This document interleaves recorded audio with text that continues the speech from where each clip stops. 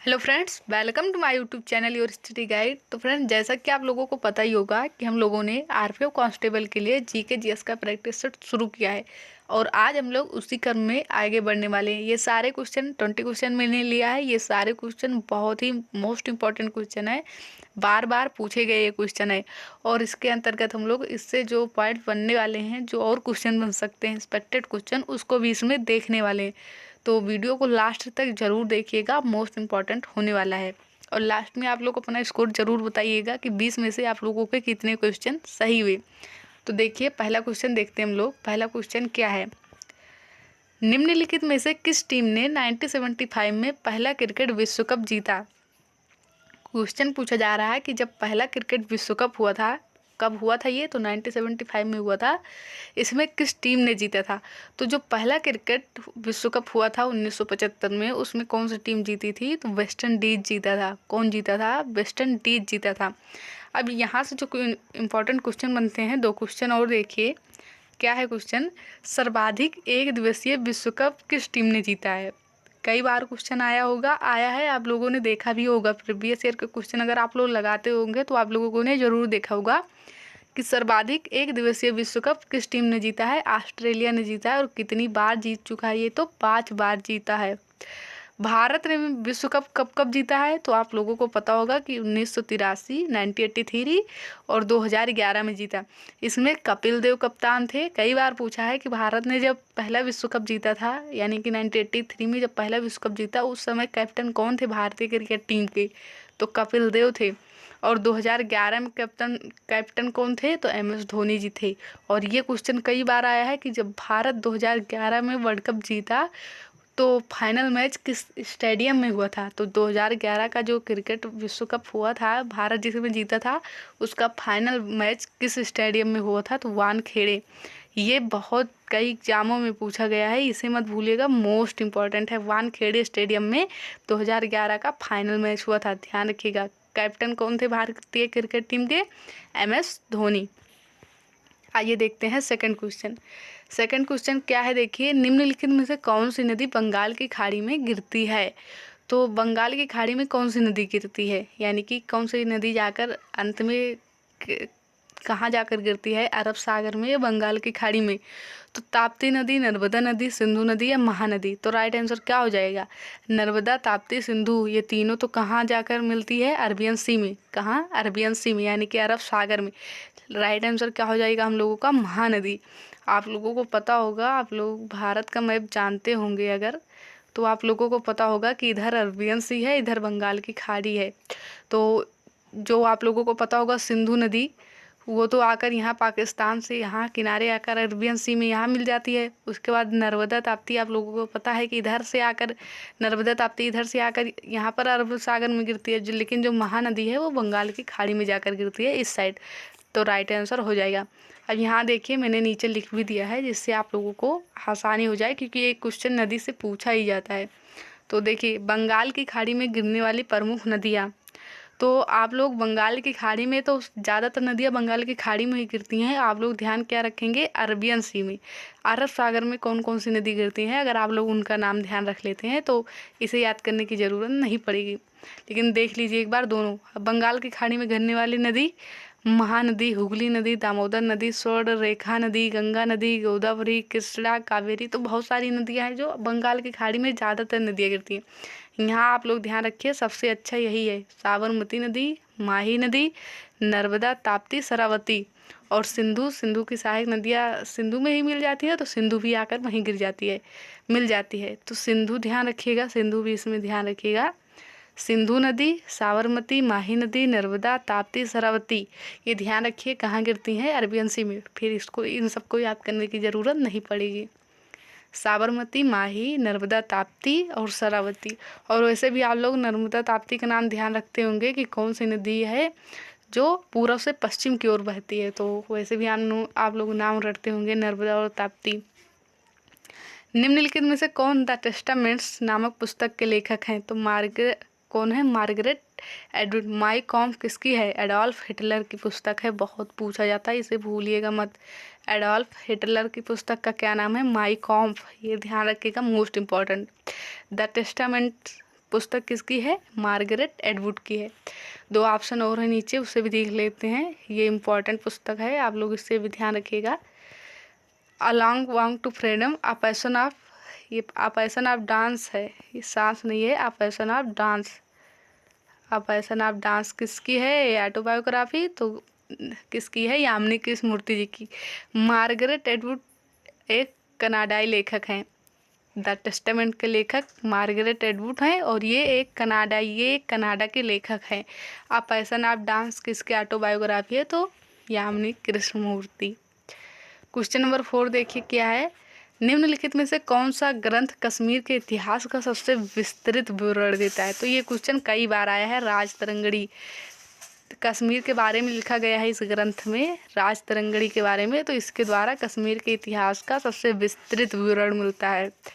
और राजतरंगड़ी लिखा किसने है? तो कल्हड़। नाम मत भूलिएगा, बहुत क्वेश्चन आता है कि राजतरंगड़ी को किसने लिखा है? तो कल्हड़ ने लिखा है और इसके द्वारा कश्मीर के इतिहास की जानकारी मिलती है। अभिज्ञान शाकुंतलम मेघदूतम, और ये किसकी है? तो कालिदास की है। ऋतु संहार, अभिज्ञान शाकुंतलम मेघदूतम किसकी है? तो ध्यान रखिएगा, कालिदास जी की है। लेकिन राजतरंगड़ी कल्हड़ की पुस्तक है। किसकी है? कल्हड़ की पुस्तक है। और यह एक संस्कृत ग्रंथ है, संस्कृत में लिखा गया है। पेलाग्रा रोग किस विटामिन की कमी से होता है? B1, B3, B12 या B6? तो पेलाग्रा रोग जो है वो किसके द्वारा होता है? B3 के कारण होता है। किसके कारण? B3 के। अब आप लोग यहाँ से ये ध्यान रखिएगा कि BC और ADEK, तो B और C ये किस में घुलनशील है? वाटर में, पानी में। और ADEK ये किस में है? तो ये वसा में है। ये बहुत पूछा जाता है कि कौन कौन से विटामिन वसा में घुलनशील है, कौन पानी में? तो BC पानी में। तो BC से देखिए, BC भैंस, ऐसे ध्यान रखिएगा, भैंस गई पानी में, तो BC वाटर में, पानी में, और बाकी जो बचेंगे ADEK वो वसा में। बहुत लोग इसे ऐसे पढ़ते हैं कीड़ा, ये उल्टा पढ़ेंगे, कीड़ा हो जाएगा। तो कीड़ा ध्यान रखेंगे कि वसा में है। तो चाहे जैसे आप लोग ध्यान रखिए, बस ध्यान रखिएगा कि BC पानी में है, बाकी ADEK किस में है? तो वो ध्यान रखिएगा आप लोग, किस में है? वसा में। और रासायनिक नाम की बात करें तो मैंने कई बार आप लोगों को ट्रिक बताई है। क्या? रथ पर एक टॉफी है। मैंने ये ट्रिक कई बार आप लोगों को बता दी है, आप लोगों को इसके बारे में पता होगा। Retinal, thiamine, ascorbic, calciferol, tocopherol, phylloquinone. Vitamin A, B, यहाँ पर C, यहाँ पर D, यहाँ पर E, यहाँ पर K। तो आप लोगों को ये पता होगा, मैंने पहले भी बताया। तो B3 इसका राइट आंसर हो जाएगा, ध्यान रखिएगा। पेलार्का रोग होने पर क्या होता है ये भी जान लीजिए कि अनिद्रा, भूख न लगना यानी कि नींद नहीं आती, भूख नहीं लगती, पाचन संबंधी समस्याएं होती हैं और त्वचा संबंधी समस्याएं भी उत्पन्न होती हैं। ये B3 के कारण होता है। और B3 का रासायनिक नाम नियासिन है, इसे भी ध्यान रखिएगा। B3 का रासायनिक नाम नियासिन है। क्वेश्चन नंबर 6 देख लीजिए। निम्नलिखित में से किस प्रसिद्ध संगीतकार को गजल सम्राट कहा जाता है? तो पंकज उदास, मेहंदी हसन, ये सब गज़ल के ही कलाकार हैं। जगजीत सिंह। तो गज़ल सम्राट किसे कहा जाता है? तो जगजीत सिंह को कहा जाता है। चिट्ठी न कोई संदेश, जाने वो कौन सा देश, जहाँ तुम कर चले गए, ये इन्हीं का गज़ल है। तो इन्हें गज़ल सम्राट कहा जाता है। और नाम ध्यान रखिएगा कि पंकज हसन, मेहंदी हसन भी किससे संबंधित है? गज़ल से ही संबंधित हैं। गज़ल सम्राट जगजीत सिंह। नेक्स्ट क्वेश्चन देखेंगे। निम्नलिखित में से प्रसिद्ध क्रिकेटर सौरभ गांगुली जी की पुस्तक का क्या नाम है? क्वेश्चन क्या पूछा जा रहा है? सौरभ गांगुली की ऑटोबायोग्राफी, आत्मकथा कौन सी है? Memories of my life and times, a short at history, a century is not enough, laying it my way. तो अ शॉर्ट एट हिस्ट्री किसकी है? ये आप सभी को पता होगा, अभिनव बिंद्रा की है। किसकी है? अभिनव बिंद्रा जी की। आ सेंचुरी इज नॉट इनफ, ये राइट आंसर हो जाएगा। किसकी है? सौरभ गांगुली जी की है। प्लेइंग इट माई वे किसकी है? प्लेइंग इट माई वे किसकी है? तो ध्यान रखिएगा, महेंद्र सिंह धोनी जी की है। महेंद्र सिंह धोनी की है। Saina Nehwal, playing to win, playing to win किसकी है? Saina Nehwal. Sania Mirza, ace against arts. The kiss of my life, Imran Hashmi. I am no messiah, Sonu Sood. Cracking the code, my journey in Bollywood, ये किसकी है? तो आप लोगों को पता होगा आयुष्मान खुराना, खुल्लम खुल्ला, ऋषि कपूर। तो ये सारी कुछ पुस्तकें हैं जो कि बार बार पूछी जाती हैं, आप लोगों को पता भी होगा इनके बारे में। अनुच्छेद 25 से 28 में किसका वर्णन किया गया है? तो धार्मिक स्वतंत्रता के अधिकार, धार्मिक स्वतंत्रता के अधिकार का 6 है। मैंने कल भी आप लोगों को बताया था, कल के प्रैक्टिस सेट में, और सारे को नाम भी बताया था, तो आई होप आप लोगों को पता होगा। शोषण के विरुद्ध अधिकार 23 से 24, संवैधानिक उपचारों का अधिकार आर्टिकल 32, समता एवं समानता का अधिकार 14 से 18। नीचे मैंने कुछ लिखा है, इसको भी देख लीजिए, नोट में इम्पॉर्टेंट है। क्या है? मौलिक अधिकार का उल्लेख भारतीय संविधान के भाग 3 में अनुच्छेद 12 से 35 में किया गया है और इसे लिया यूएसए से गया है। Next question, question number 9। Question number 9 क्या है? देखिए, निम्नलिखित में से किसने कोस्का सिद्धांत दिया था? तो स्लाइडन एवं स्वान ने दिया था 1939 में। कब दिया था? 1939 में दिया था स्लाइडन एवं स्वान ने। ल्यूमेनहॉक ने क्या किया था? जीवित कोशिका की खोज की थी।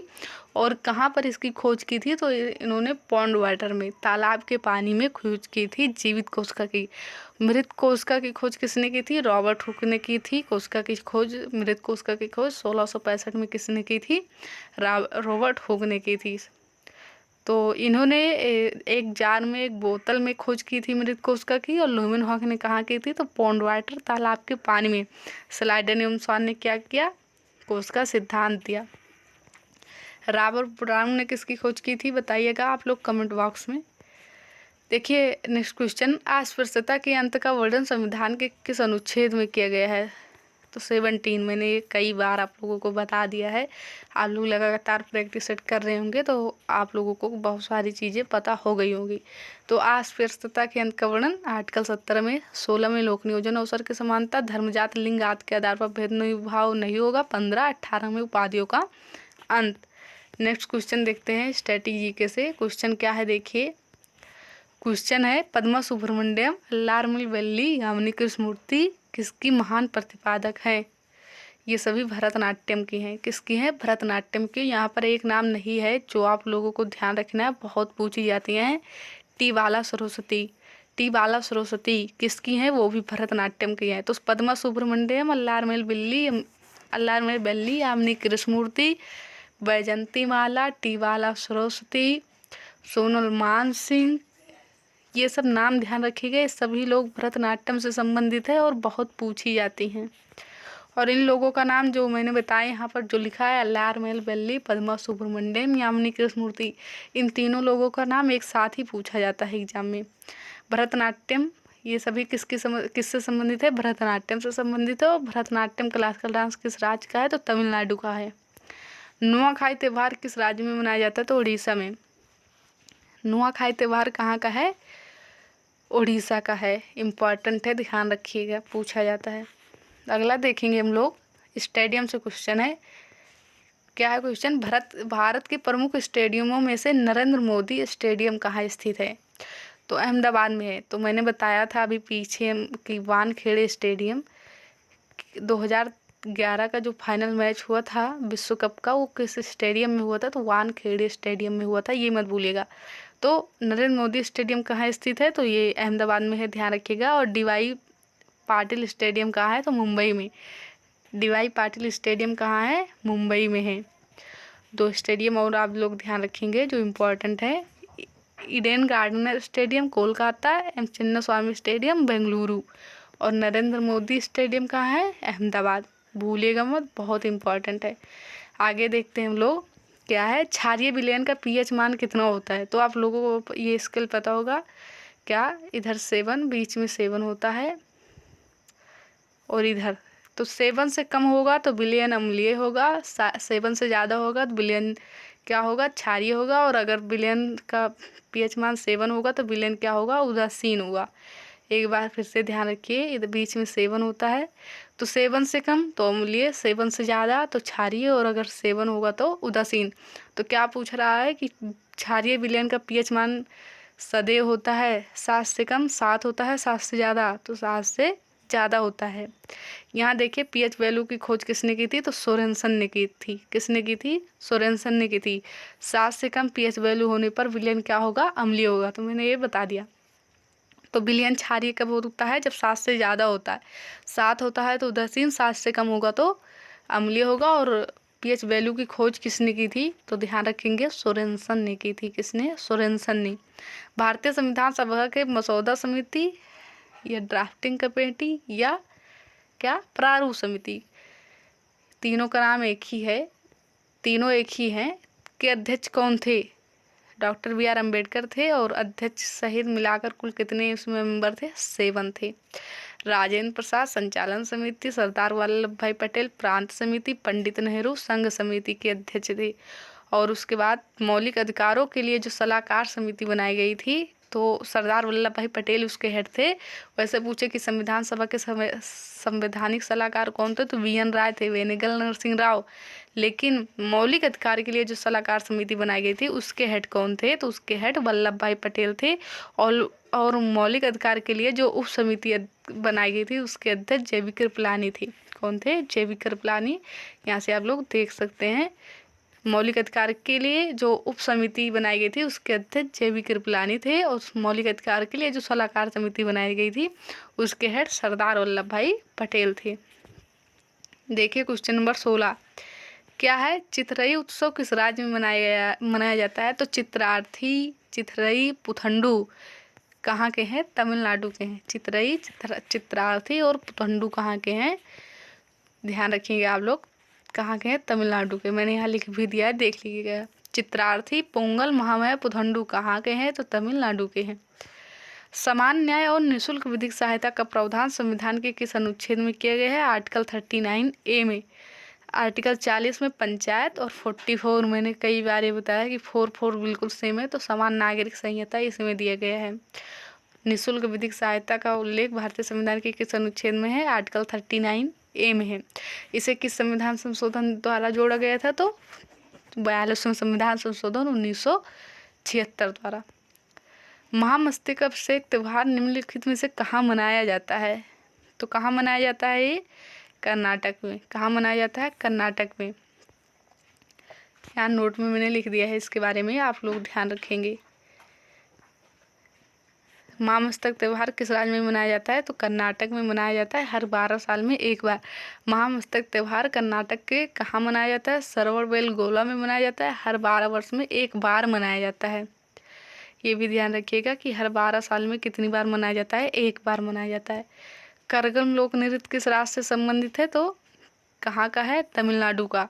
तो चित्रार्थी, चिथरई, पुथंडू, महामाया, करगम कहाँ के हैं? सब तमिलनाडु के हैं। और आज का हम लोगों का ये लास्ट क्वेश्चन है, क्वेश्चन नंबर 20। और आप लोग जानते हैं लास्ट क्वेश्चन हम लोगों का होमवर्क होता है। क्वेश्चन क्या है? 2024 हाल ही में पैरा ओलंपिक 2024 में अवनी लेखरा जी ने कौन सा पदक जीता? कांस्य जीता, सिल्वर जीता, स्वर्ण जीता या इनमें से कोई नहीं जीता? तो इसका आंसर आप लोगों को देना है कमेंट बॉक्स में। ये है आप लोगों का होमवर्क। आई होप आप लोगों को वीडियो पसंद आया होगा। वीडियो पसंद आया हो तो वो वीडियो को लाइक ज़रूर करिएगा। सारे क्वेश्चन को नोट करके अच्छे से याद कर लीजिएगा, क्योंकि सारे क्वेश्चन इम्पॉर्टेंट है और इससे क्वेश्चन एग्जाम में ज़रूर बनने वाला है। तो वीडियो पसंद आया हो तो वीडियो को लाइक करें, चैनल को सब्सक्राइब करें और अपने फ्रेंड के पास शेयर ज़रूर करें। और अपना स्कोर भी ज़रूर बताइएगा कि 20 क्वेश्चन में से आप लोग कितने क्वेश्चन कर पाए, आप लोगों को इसमें से कितने क्वेश्चन आते थे। तो thank you for watching this video.